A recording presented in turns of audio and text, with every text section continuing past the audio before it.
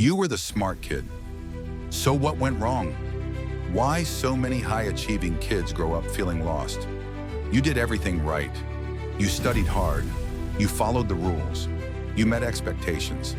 And yet, somewhere along the way, you began to feel lost. Behind your peers, unsure of your direction, questioning your own potential. This experience is far more common than people admit, and it isn't a personal failure.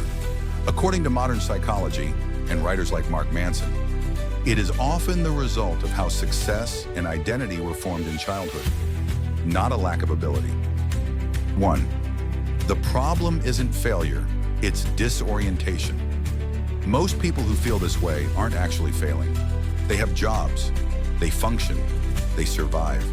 What they lack is a sense of progress. The feeling isn't, I can't do anything. It's, I don't know what I'm building toward anymore. And that confusion usually starts much earlier than adulthood. 2. The identity trap. When ability becomes who you are.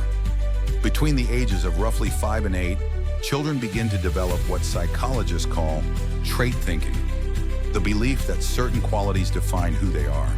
When adults repeatedly praise children for who they are, you're smart, rather than what they do, you worked hard, something subtle but powerful happens.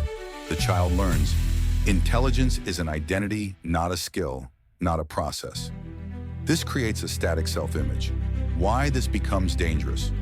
Once you believe I am smart, failure becomes a threat, not just to your performance, but to your identity. A mistake no longer means, I need to improve. It feels like, maybe I'm not who I thought I was. So people adapt by avoiding challenges, choosing only what feels safe, stopping experimentation.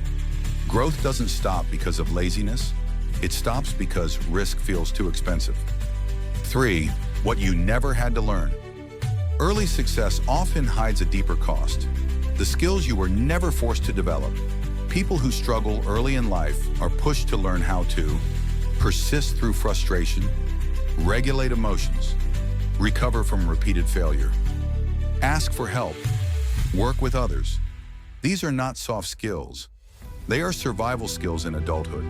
The real world doesn't reward understanding. It rewards endurance. Adult life rarely asks, how fast can you understand this? It asks, can you keep going when progress is slow?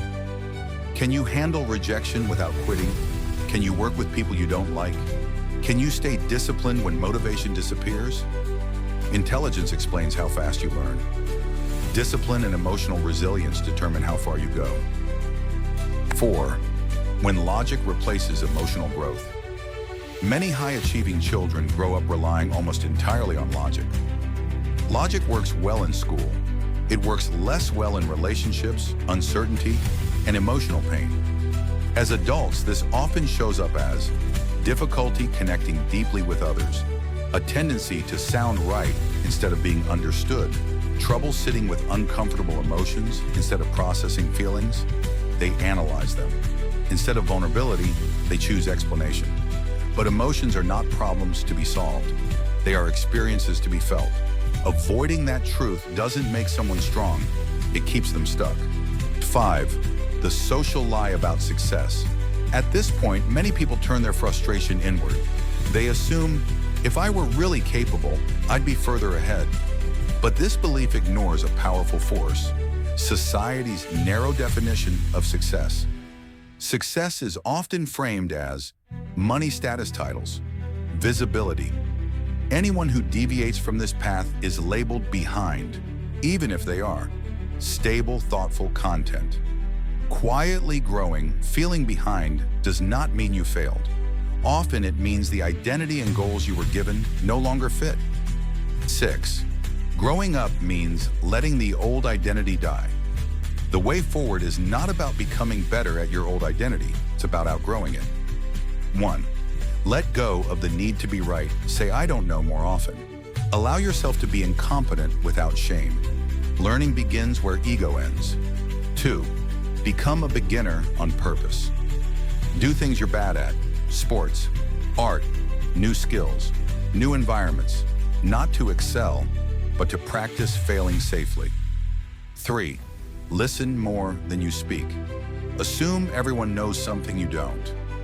This single shift builds humility, emotional intelligence, and real connection. Final reflection.